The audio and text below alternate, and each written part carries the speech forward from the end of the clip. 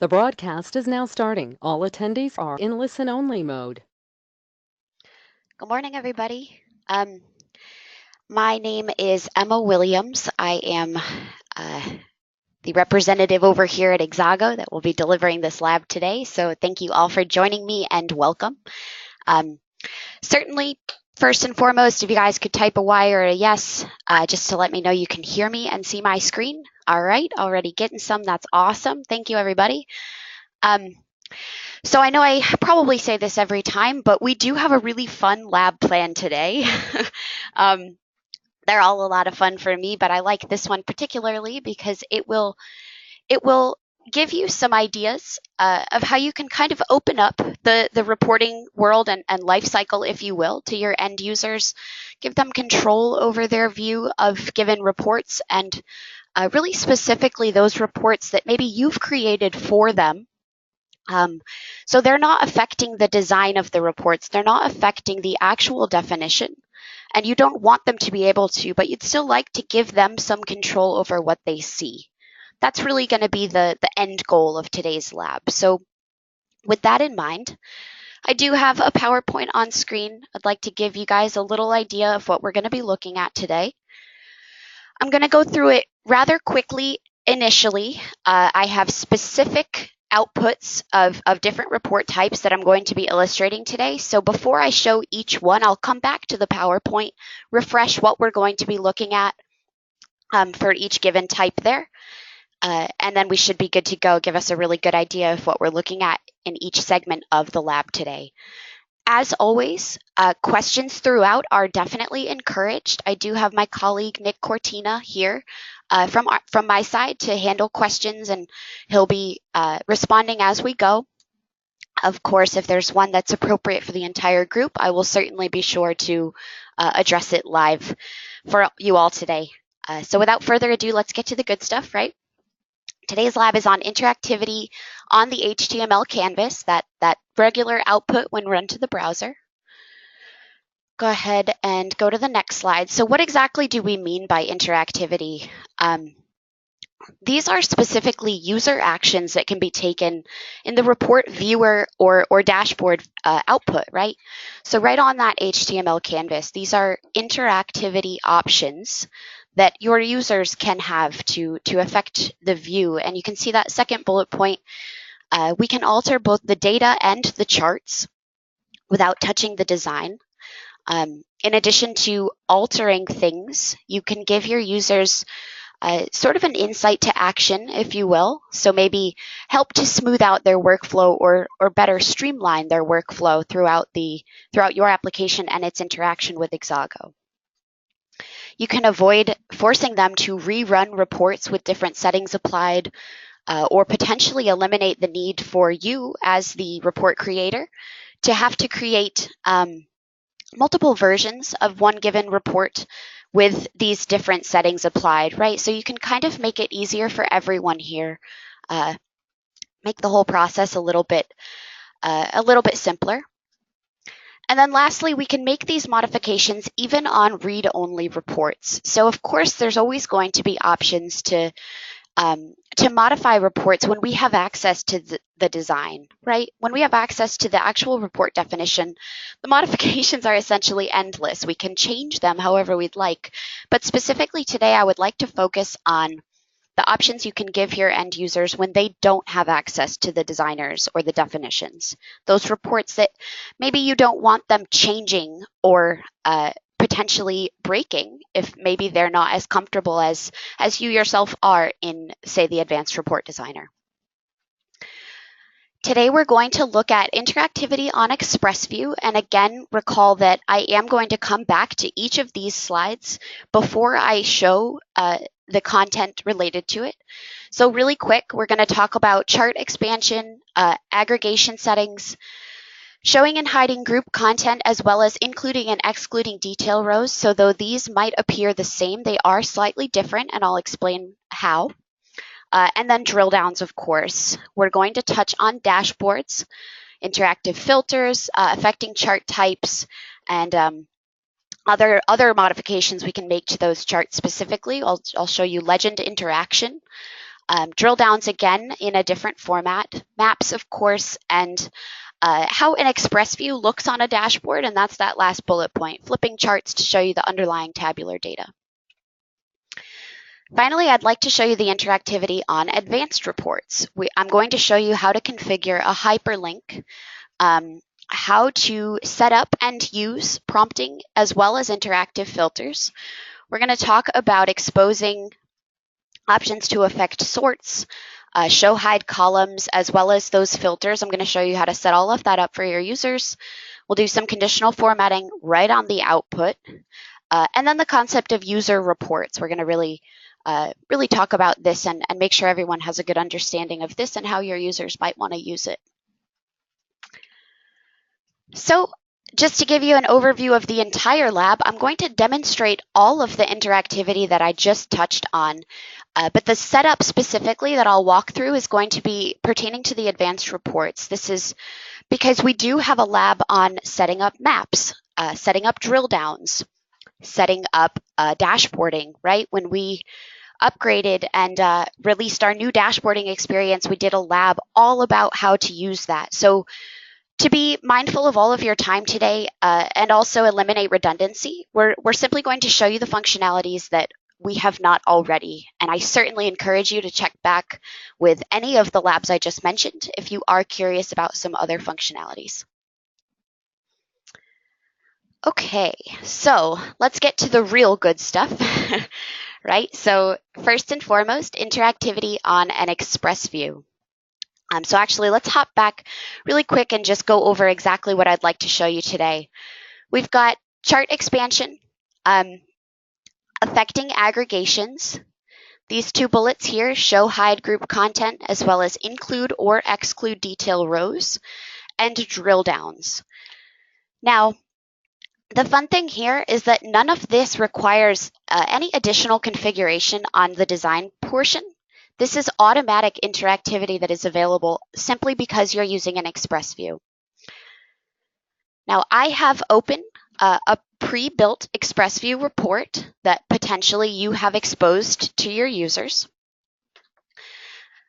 And in addition to that, I have locked the folder.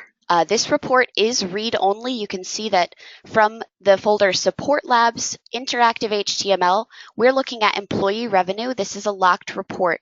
So just so everyone is clear, I myself right now, the view that we're looking at, do not have access to edit this report. These are all functionalities that are available to me from a read-only view.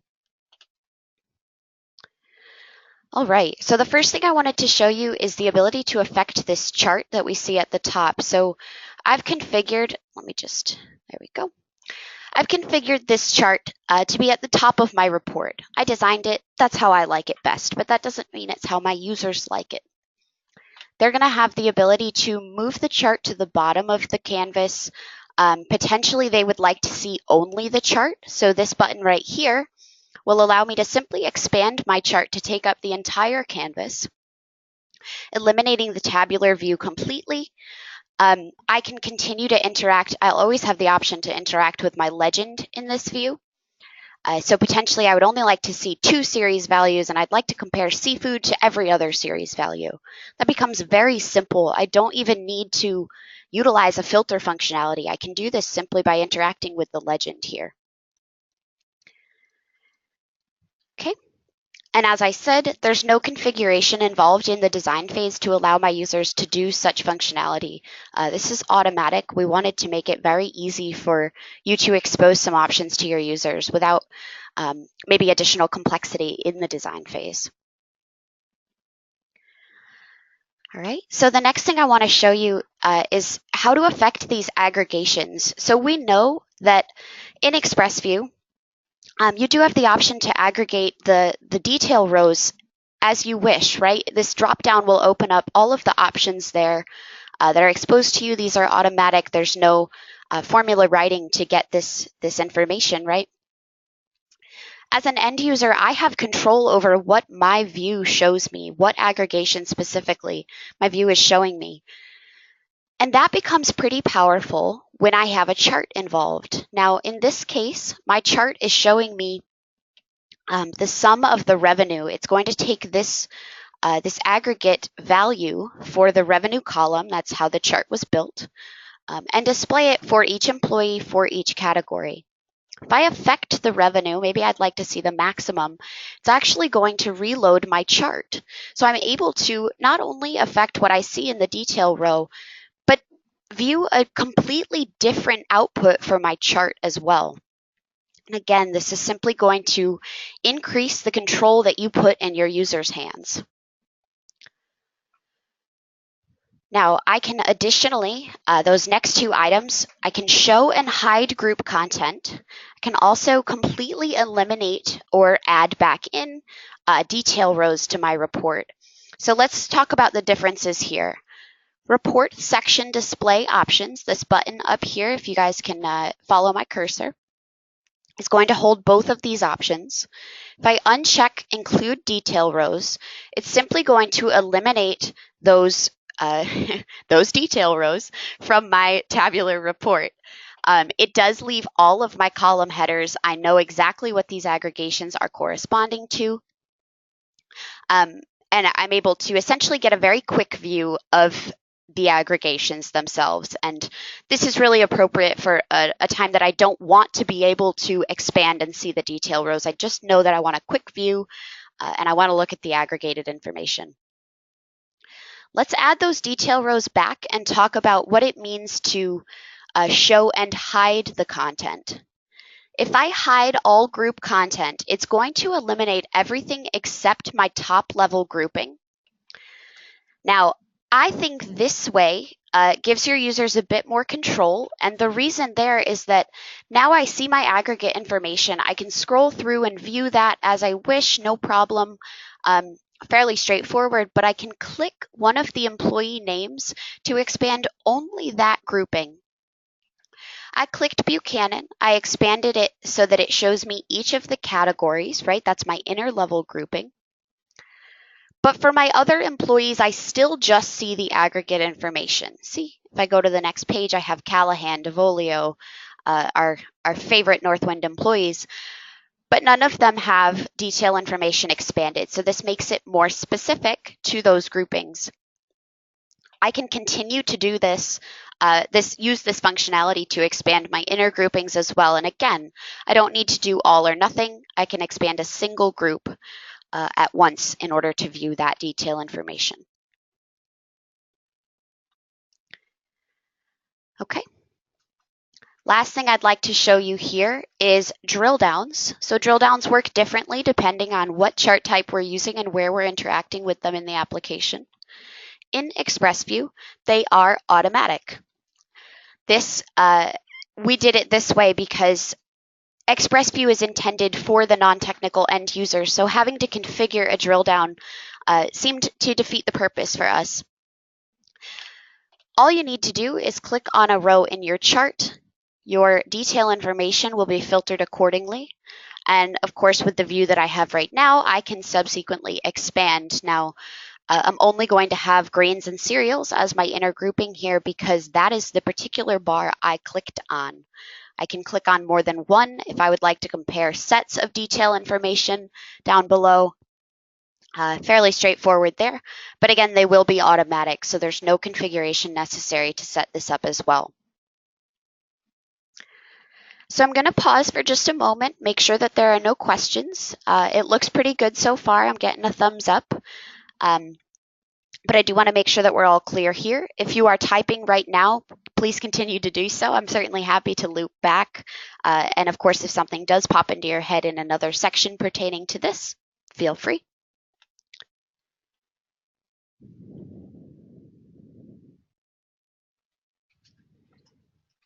All right.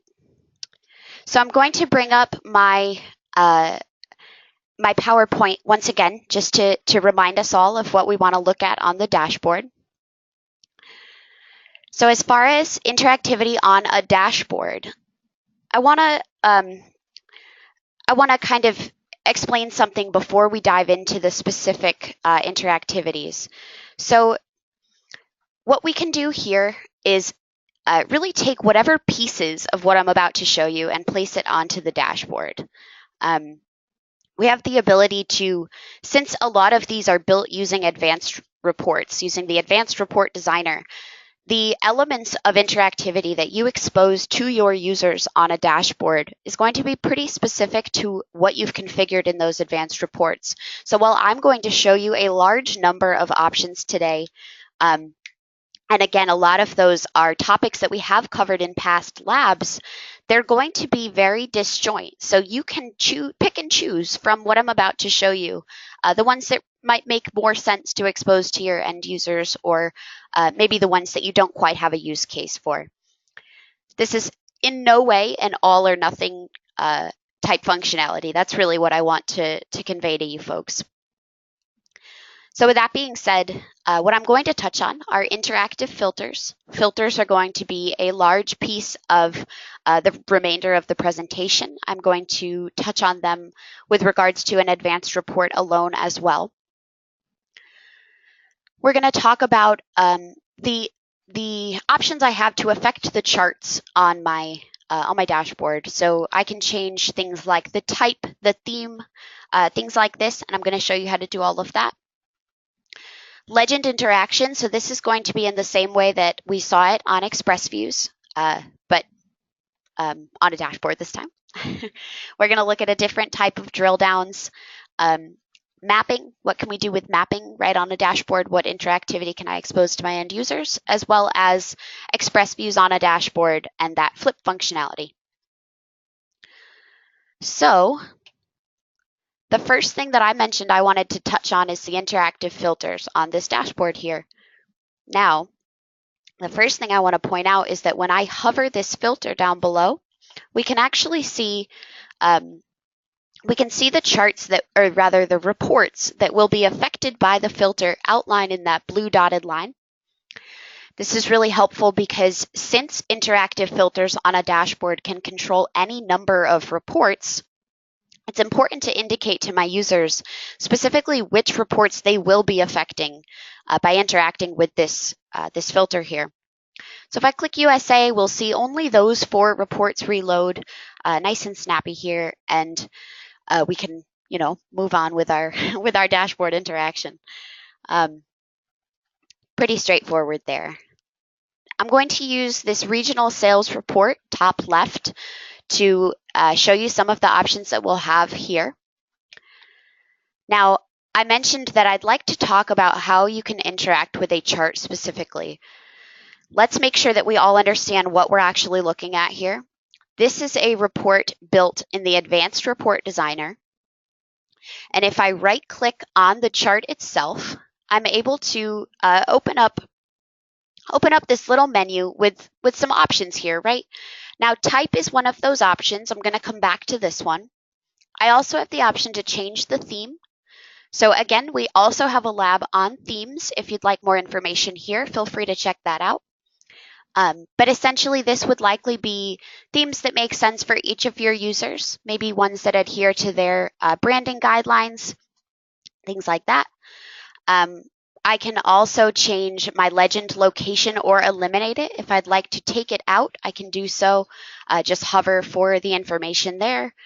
I'll put it back in maybe at the bottom this time. I can change my sort order. I can also completely invert the data. Now, this is a really cool option. And I'll just explain what we expect to see and then show you, right? So right now, our x-axis values are employee names, right? These are Northwind employees. Our series values currently are the region. It's the region field associated with sales. So if I invert my data, it simply swaps them. I have region as my x-axis labels, and my series values become those employee names. All right. And then the one that I'm really interested in here is the type, right? And this is probably going to be the one that your users do take advantage of most often. But if I right-click and I go to the type menu, one really important thing to know here as an administrator is that we're kind of implementing a safety net for your users that might not understand For example, this is a multi-series chart, which means that we can't use a pie chart or a donut chart or any single series chart to represent this data in the same way we see here. While your end users might not understand that and, given the option, attempt to display a pie chart simply because data is tricky, we're just going to eliminate the nonsensical chart types from this menu before they even have the chance. Maybe I would like to mimic my employee sales chart, so this chart over here with the view in regional sales, and I'll just do a stacked bar chart to match nicely there. All right. Okay, cool. We did get one question. How did we add the filter checkboxes at the bottom of the dashboard to the dashboard? And I believe that Nick just responded to the question directly and did link our dashboarding video, which is where I would have pointed you as well. But essentially, when you do drag a tile onto your dashboard, if you choose filter, one of the options that you have from there, once you choose the filter field, is to choose the filter style. And one of those styles is a multi-select that will appear just like the checkboxes that you do see down below. So feel free to play with that as you like. I think they're pretty cool as well, especially for something like a country filter. All right, cool. The next thing I'd like to show you guys is I'm going to use this employee sales chart. This is an express view. Now, I built this chart right on my dashboard. The logic for building a visualization directly on a dashboard does mimic the express view logic. So it should be kept fairly consistent for end users that you might be exposing that option to. And that was, of course, the idea there. But we're able to click on a bar directly. This is the same drill down functionality I showed you just in the Express View report. And it will flip to my detailed data and show me the corresponding information here. Now, I don't need to drill into a specific area of my detailed data. I can go ahead and show table. This will show me all of the detailed data. You can see we have 31 pages now. Excuse me. And scroll through as I wish to view that detailed data. So again, I can have tabular information right on my dashboard without putting it front facing. I can still maintain the pretty look, the nice aesthetic here. Next thing is going to be drill downs. I'll use this categories report. Now, this is an advanced report, so this drill down functionality is a little bit different. If I click, let's say beverages, I'll bring up this first drill down, and let's just make sure we can still see the header here. And maybe I'd like to compare it to produce sales. So I can bring these side by side, do a nice comparison. We definitely have discussed linked reports before. We do have a linked reports lab as well. So if you'd like more information here, feel free to check that out. Nick can certainly send that to the group as well. And then I can go one step further. And of course, this is based on configuration. So you could go 5 steps further if you'd like. You can have as many linked reports as you would like. But the piece that I've added here that I wanted to show you guys was this hyperlink. So this is an advanced report functionality. I am going to show you how to set up this hyperlink function. So bear with me, but we will get to that part. And clicking this, in my case, will simply launch a Google search URL. So maybe we'll use this one. It's going to think I meant bottom, and it's going to launch a Google search URL. This is how I've configured it. Ideally, and maybe more likely is a better way to say it, it will probably go back to a page within the host application, within your application, so that what that allows you to do is maybe go directly to, in this case, a customer profile, as opposed to having to go back to the navigational menu, go to the customer profile section, manually input the specific customer code you'd like, and follow that more lengthy workflow. We can go directly there using this functionality. Okay. A couple more things on the dashboard that I wanted to show you guys, and then we'll move right along to that advanced report functionality.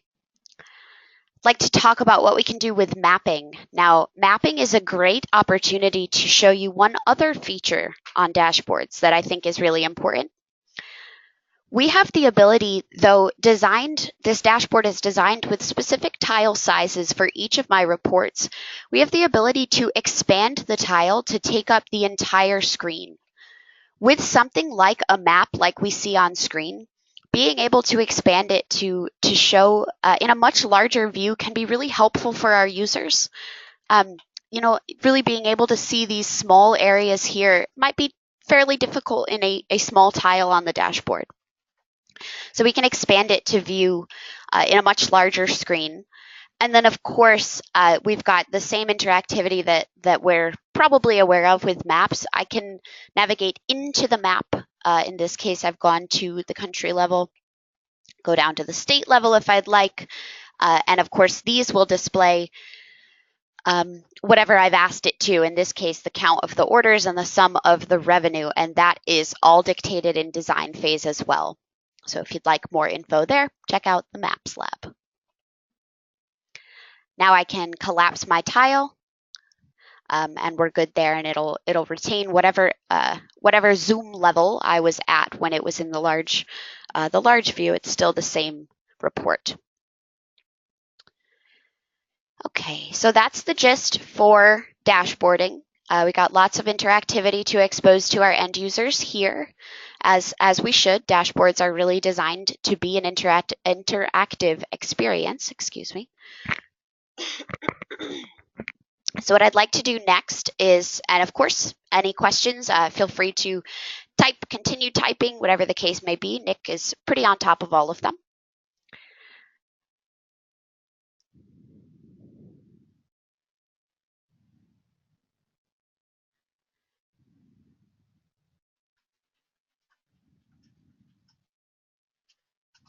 Okay, great. I'm just catching up on the questions. Okay, it looks like we're doing pretty well. I'm going to bring up the PowerPoint once more to talk about what we will discuss in advanced reports, and then we'll move along to do so. So I'm going to show you how to configure that hyperlink functionality. We're going to talk about how to expose both prompting and interactive filters to your end users on the on the output of an advanced report specifically, so not on a dashboard. Sorts are something that we can allow our users to interact with in a couple different ways, so I'll show you that as well. We can allow them to show and hide columns on output. So I'm going to first show you all of this done, and then I'm going to work from an unfinished copy and show you how to implement this.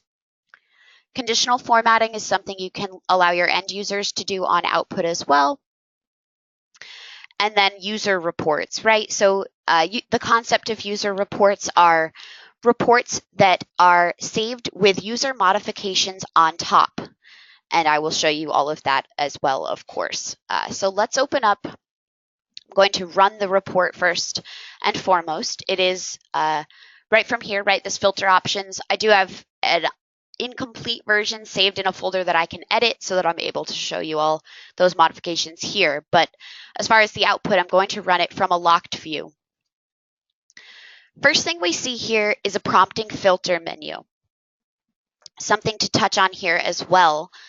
Prompting filters, and in the view that you're seeing right now, this is a standard filter window. So prompting filters in this view give me a lot of control over the filters on the report. I can remove a filter completely. I can affect the operator. So maybe I would only like one date. I can change this to an equal to or something of that sort.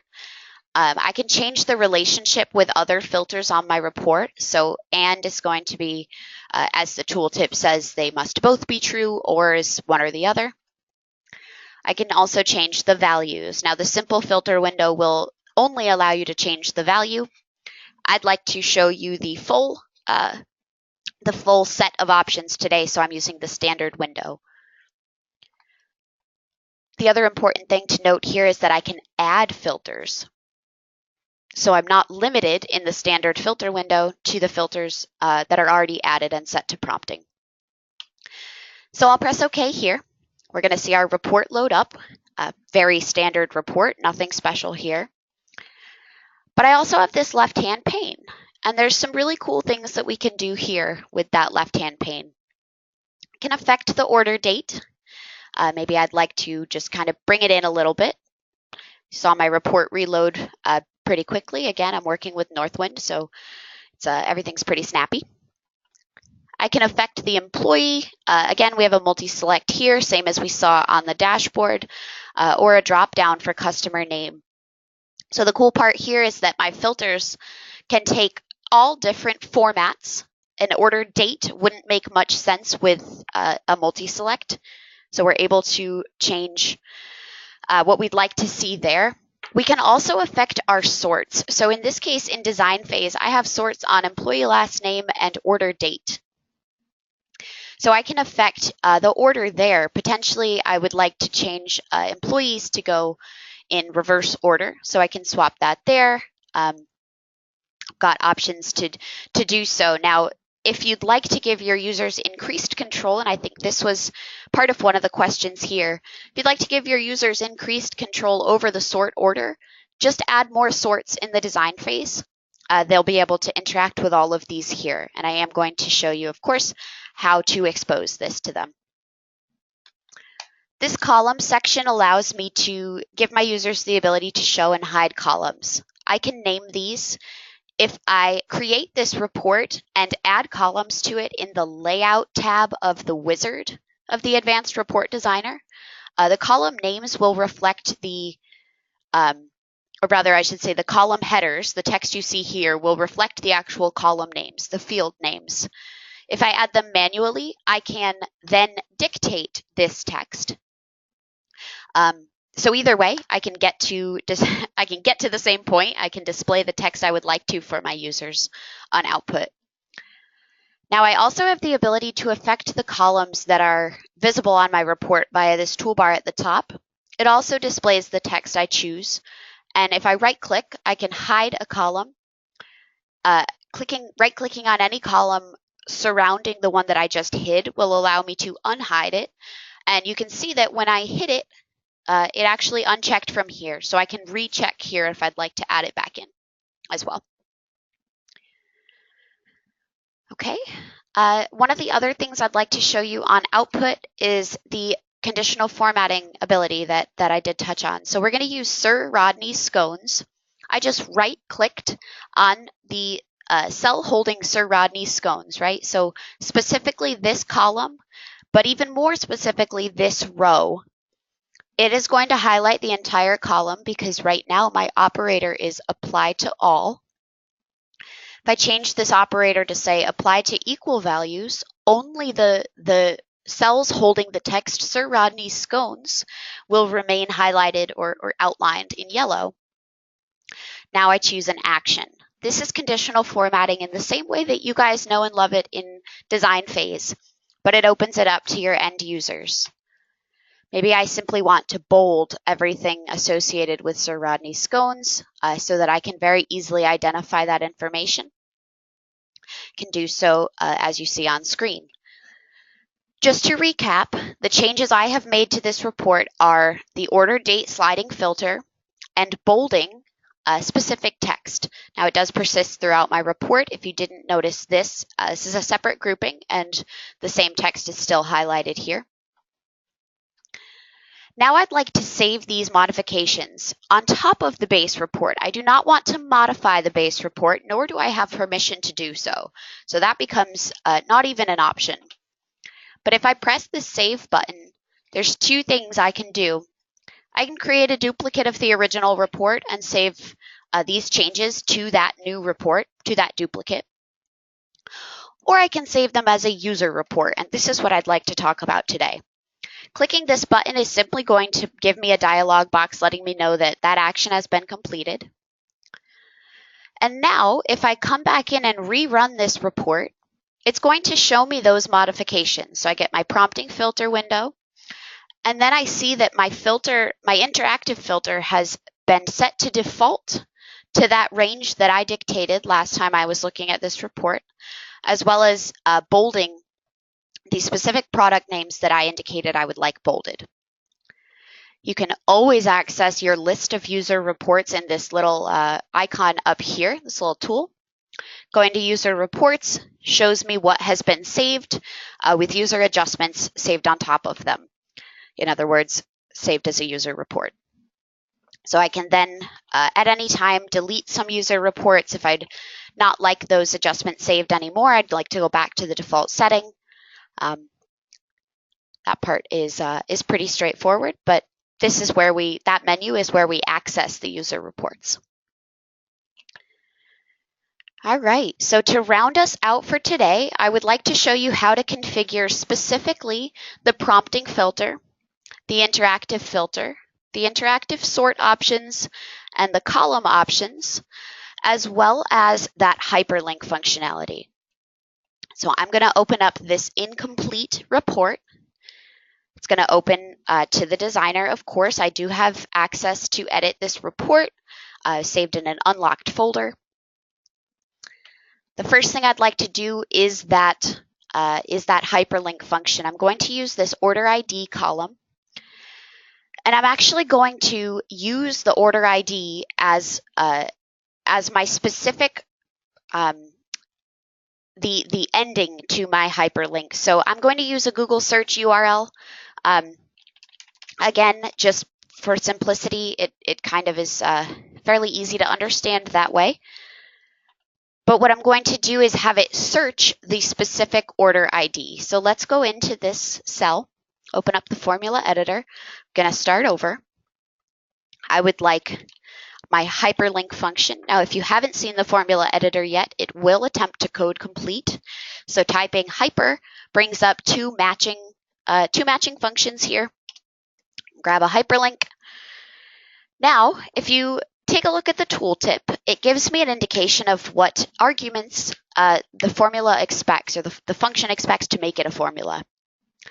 One of them is optional, and that is the display text. So while the function is only going to show me one placeholder because it only needs one argument, if I look at the tooltip, I understand that I can give it two, and the second will serve as the display text on the report output.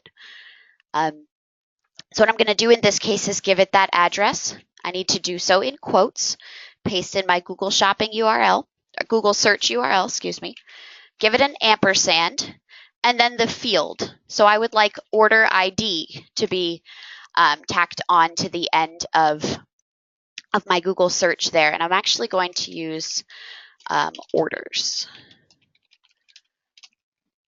Okay. If I put a comma, that indicates that my first argument is complete. My second argument will be the display text. And if you look at the tooltip, display text is now in bold. That is the argument I'm working on right now. I want my display text to be the order ID, and I'm all set. Okay, so I can press OK. This is my hyperlink function, and when I do run this report, we'll see this display. Now I'm going to run this before I add any of that left-hand menu option so we see the difference. If I run this report, we see my hyperlink function, and these are clickable, right? You can see my little hand icon. I don't have a left-hand menu. If I right-click on any of these column headers, I can't do anything. If you can't hear me, I am right-clicking. So let's go back and add that stuff in. If I go back to filter options and complete on the design side, I'm going to go to my little cogwheel. This is my report options menu. Open up options and report viewer. Now, in general settings here, the only one I'd like to affect is allow show and hide columns in report viewer. This will allow me when I right click on a column header to hide them or show them, right? Straightforward. In the filters option, I'd like to add some interactive filters. Now, specifically, I want to add the ones that we saw on the other report, on the completed version. So the interactive filters that I would like to add are employee last name. I'm going to drag that over. I'd like this to be a multi-choice. I do want to initially display the filter on the panel, and ascending will be fine for me. I'd also like to add one on customers.company name. This will be a single choice on company name. I also want to initially display this filter on the panel, and we're all good there. Now, you can always affect the title. So if I would just like this to say customer name, I can certainly do so, and I can do so for any of the filters. The last one was order date. So I'm going to add order date. I'd like to show you something that we can do here that might be a little bit different. The way we looked at it on the output was as a range slider. I had my order date. It was initially displaying on the panel, and it was a range slider. I can slide, which generally works nice for dates, to get to a specific date range. If you noticed this little f of x icon, this is what I'd like to point out now. With interactive filters, I have the ability to input a formula here so that maybe I'd like to filter by the year of the order date, and I'd like to make it easier for my end users to do so. Now, maybe I don't make this a range slider. Maybe I make this a multiple choice. And then we'll see, and I'll show you the output, but we'll see the year instead of those specific dates, and we'll see it as a multiple choice. Going to add one other filter, but I'm not going to check initially display on panel, and I'll show you what we can do with that. Let's call it order ID. We'll make it a multiple choice for fun, but we're not going to display it on the panel initially. Okay. The other thing we wanted to affect are those sorts. Now this box needs to be checked in order to make any changes here. I'd like to display my sorts in the report viewer. I can name them, but I can also give it a title. So instead of saying employee's last name, maybe I'd like it to just say last name. Now when we run this on that left-hand panel, that menu, we'll see a sort on last name instead of employees.last name. All right. The only other thing we need to add is our prompting filter. So I'm going to go to the filters menu. Now, if you recall, I just want to make sure the difference here is very clear. Interactive filters are added from Options Report Viewer. Prompting and standard filters are added from the actual filters menu. And what I'll do here is add a filter on order date, click prompt for value, and maybe choose is between and a default range. So what we had for the default range was simply the beginning of 2014. We'll do January 1st to the end of 2016. So December 31st of 2016 here. Okay. Fairly straightforward again. All right, so if we run this report, we're going to see a bunch of really cool things. First and foremost, our prompting filter as expected. I can go ahead and press OK here. We'll see our report, and we've got our nice left-hand pane. Again, as expected. If I right-click on one of these columns, I have the ability to hide, and of course, I'll be able to show them once I hide one. The one thing I want to point out that I did do a bit differently for this purpose. That box initially display filter on panel. I checked it for employee last name, customer name, and order date. And as a small side note, I affected the customer name title of this filter, and we can see that reflected here. But I also applied an interactive filter on order ID, but I did not check initially display on panel. I can add this to my report as an end user by using this plus button. So while I might not want to clutter up my left-hand panel initially, I can give my users the option to add interactive filters themselves to then utilize on their reports. All right. So that is really the entirety of the presentation I had planned for today, and it definitely was a bit of a longer lab, but I think we covered some really important information. Really quickly, I'm going to bring up just the last couple slides here. For June, we will be doing a deep dive into scheduling. So on the front end, as an end user, we'll be showing you options for utilizing the scheduler. What can you actually do with our scheduler?